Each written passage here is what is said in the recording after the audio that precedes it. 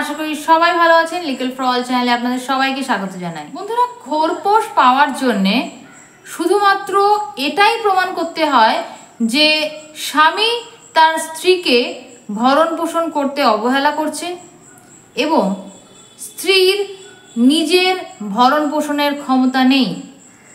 শুধুমাত্র এইটুকু কথায় প্রমাণ করতে হয়।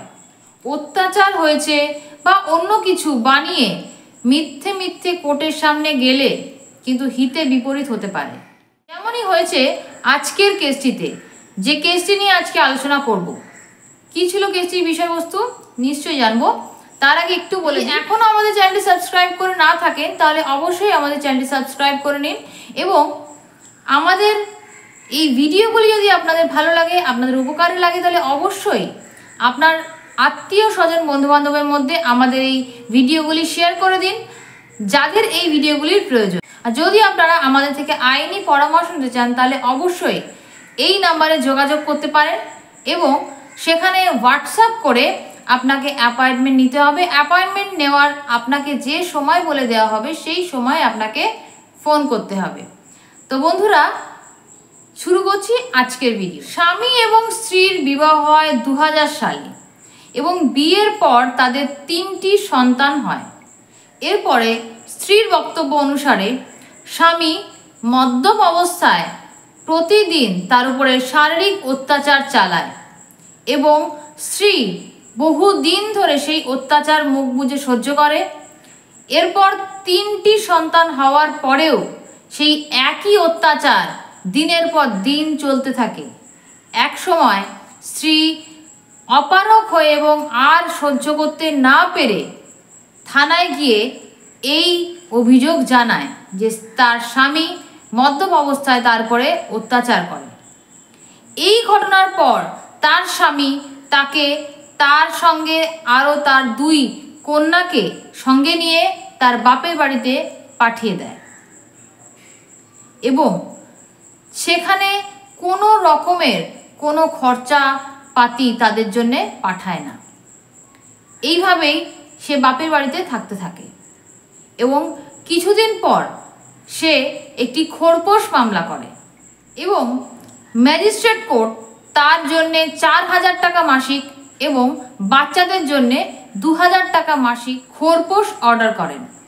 এই খোরপোশের অর্ডারের বিরুদ্ধে স্বামী হাইকোর্টে একটি পিটিশন ফাইল করে এবং স্বামী জানান তার স্ত্রী তার বিরুদ্ধে যে সমস্ত অভিযোগ করেছেন সেগুলি সম্পূর্ণ মিথ্যে এবং তার স্ত্রী নিজের ইচ্ছায় তার বাপের বাড়িতে গিয়ে থাকতেন এবং তার সঙ্গে অন্য একটি পুরুষের অবৈধ সম্পর্ক রয়েছে।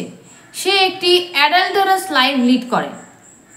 কিন্তু যখন এই বক্তব্যের সমর্থনে কোনো প্রমাণ তার কাছে চাওয়া হয়, সে কিন্তু কোনো প্রমাণ সেই বক্তব্যের সপক্ষে দিতে পারে না এবং কোর্ট বুঝতে পারেন যে এই সম্পূর্ণ ঘটনা মিথ্যে এবং বানিয়ে সাজিয়ে বলা হচ্ছে এবং তিনি ইচ্ছে করে তার স্ত্রী এবং সন্তানদের ভরণ পোষণ করছেন না এবং করতে চাইছেন না এবং এই কারণেই ভরণ পোষণ থেকে বাঁচার জন্যে তিনি এই মিথ্যে ঘটনাগুলি বানিয়েছে এবং তার স্ত্রীর সঙ্গে কারো সম্পর্ক রয়েছে তার কোনো অস্তিত্ব কিন্তু তিনি প্রমাণ করতে পারেননি।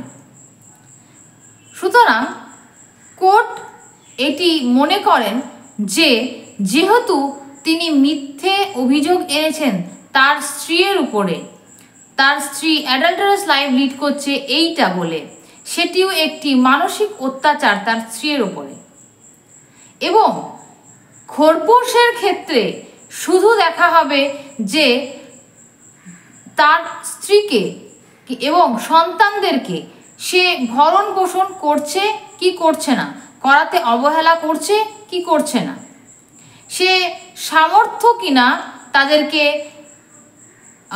ভরণ পোষণ করার জন্যে এবং তার স্ত্রী তার নিজেকে ভরণ পোষণ করতে অক্ষম কিনা, এই কয়েকটি পয়েন্টটি কিন্তু খেয়াল করা হয় একটি খোরপোশ মামলার রায় দেওয়ার সময়। তো এখানে কোনো অত্যাচার, মানসিক অত্যাচার এইগুলোর কিন্তু কোনো জায়গা নেই। এই ক্ষেত্রে প্রমাণ হয়েছে যে সে তার স্ত্রী এবং বাচ্চাকে খোরপোশ দিতে ইচ্ছুক নন। এই কারণে যে খোরপোশ তার উপরে অর্ডার হয়েছে সেটা অবশ্যই সে দিতে বাধ্য। এই রায় কিন্তু দেন দিল্লি হাইকোর্ট।